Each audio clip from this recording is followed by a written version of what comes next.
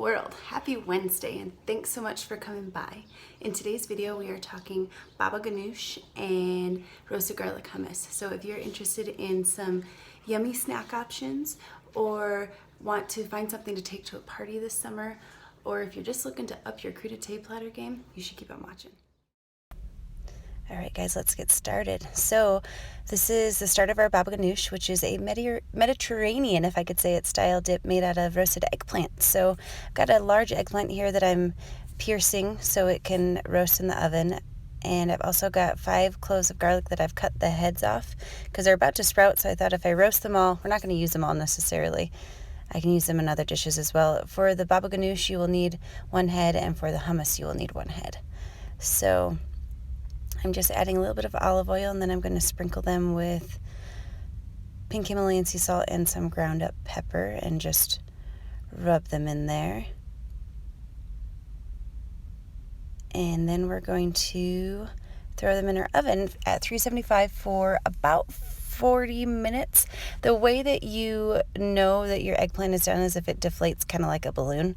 So we're getting those in the oven, but now we're going to get started on our hummus while that's cooking. So I've got a can of drained chickpeas or garbanzo beans that I'm throwing in the blender here. And I reserved these from some aquafaba that I made with the bean juice, which if you're interested in that, I'll link the video below. My secret weapon to making super creamy hummus is using incredibly hot water. So it seems like a lot of water per ratio, but I've got a cup of steaming hot water and a can of garbanzo beans, and I'm going to blend the heck out of them in my Vitamix here. And it's going to look a little soupy. It's going to blend super easy though, which is awesome. You can also use a food processor, which works incredibly well, but I don't have one, surprisingly enough, so I'm using my blender. But I'm just blending it until it's nice and soupy and creamy. And then after it's nice and soupy and creamy and looks a little bit runny, I am going to add half of this jar of tahini, which I hopefully will show you. If not, I'll show you in the next clip. I've also got a clove of garlic raw and a head of that roasted garlic, and see how it just squeezes right out like a paste. So we're squeezing that in there super gracefully per usual. And then we're gonna blend. I'm gonna get that little husk out of there, but we're going to blend that super well. And what's going to happen is the tahini, which is sesame paste, is going to bind up all these garbanzo beans, and it's going to thicken it up really, really nicely. So watch me put garlic in for way too long. I believe I'm adding some salt and pepper at this point as well. Yes, just a couple pinches of salt and pepper. And then I'm going to blend it and see how much thicker and more creamy it is. And I like that it's not super chunky. So I'm adding a little bit of olive oil. I'm not sure if you'll see this. Oh yes, I'm about to add just a few dashes of roasted red pepper flakes to give it some heat and a little bit more depth of flavor. That's totally optional. You can also add a squeeze of lemon juice if you want to freshen it up a bit. This one I wanted to keep that roasted garlic flavor. So I just went with the salt, pepper, roasted garlic, and then roasted red pepper flakes. Got a little more salt going in there.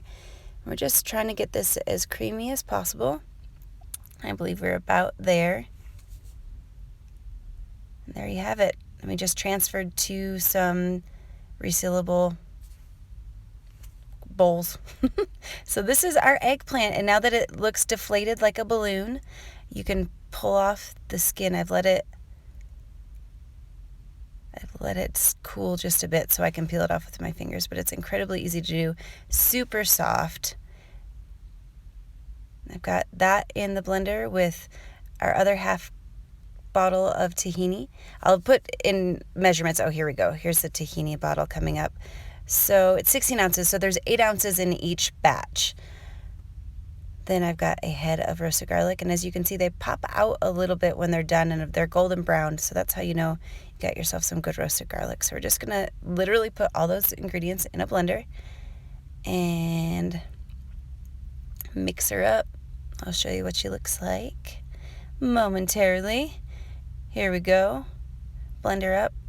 The eggplant blends so easy. It's super soft. It's really moist from the roasting. This takes like 25 seconds. So that's what she starts to look like. Then I smoosh down the sides a little bit so we can get all the tahini mixed in.